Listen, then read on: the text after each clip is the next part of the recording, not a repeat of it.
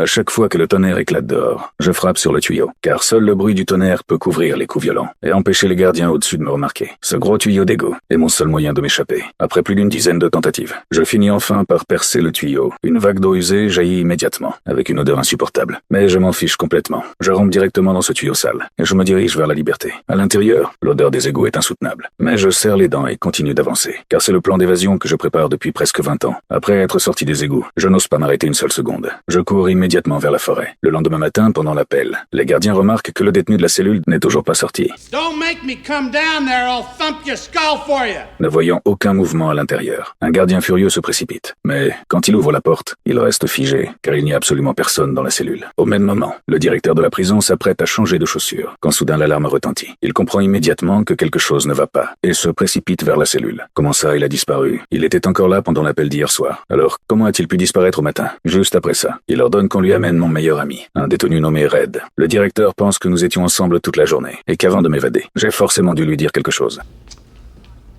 Well, what?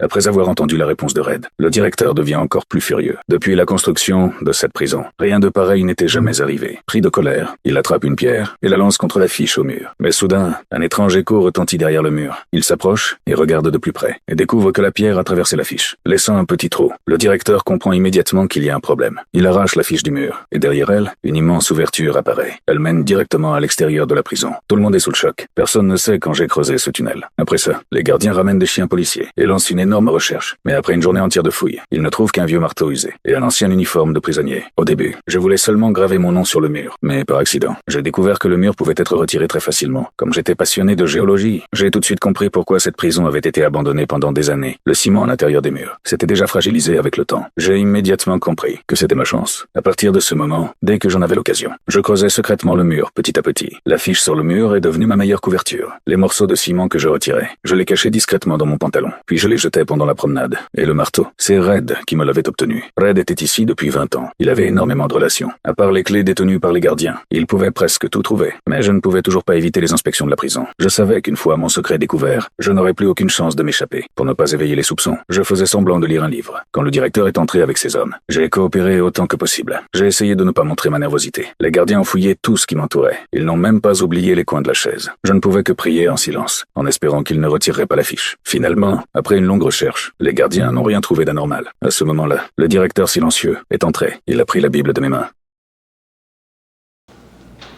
Watch ye therefore, for ye know not when the master of the house cometh. Mark 13:35.